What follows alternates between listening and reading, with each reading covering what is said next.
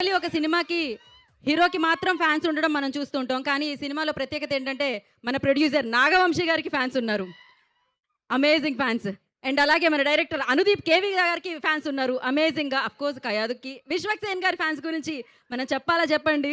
అమేజింగ్‌గా ఆయన ఫ్యాన్స్ వల్లే ఇవాళ ఇక్కడి వరకు ఆయన రీచ్ అవ్వడం జరిగింది. ఇప్పుడు మీరు చెప్తారు కదా! నేను చెప్పాల్సింది అయిపోయింది.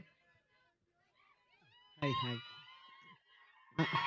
అంద అందరికీ నమస్కారం అండి. ఆహ్, ఆహ్, ఈ సినిమా గురించి చెప్పాలంటే ఇది కంప్లీట్‌గా ఫ్యామిలీ ఎంటర్‌టైనర్ అండి. మీరు ఫస్ట్ నుంచి లాస్ట్ వరకు ఫ్యామిలీతోటి ఎంజాయ్ చేసే సినిమా ఇది. నేను వర్క్ చేసిన విశ్వక్, కాయడుకి థ్యాంక్స్. ఇంకా థ్యాంక్స్ మీట్‌లో అందరి గురించి చాలా డీటెయిల్‌గా చెప్తాను. చాలామందికి థ్యాంక్స్ చెప్పేది ఉంది. నాతోని కలిసిన స్క్రిప్ట్ రాసిన జగన్‌కి థ్యాంక్స్. మాకు కెమెరామెన్ సురేష్, నేను తర్వాత భీమ్స్ గారు ఎన్ని ట్యూన్లు అడిగినా ఇచ్చినందుకు, తర్వాత మా ప్రొడ్యూసర్ నాగవంశి గారికి థ్యాంక్స్ చెప్తూ ఫిబ్రవరి 13 సినిమా రిలీజ్ అండి. మీరు అందరూ డెఫినెట్గా చూసి ఎంజాయ్ చేస్తారని కోరుకుంటున్నాను. Thank you.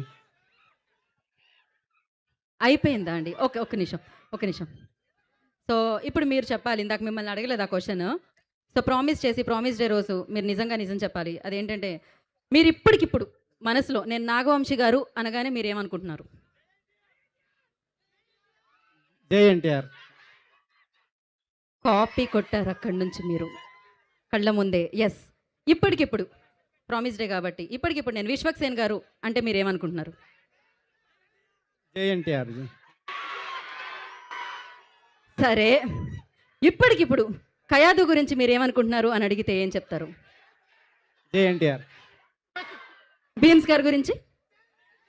జై ఎన్టీఆర్. ఆదిత్య మ్యూజిక్ నిరంజన్ గారి గురించి? లేదు ఇప్పుడు వేరేదేదైనా ఇప్పుడు వేరేదేదైనా.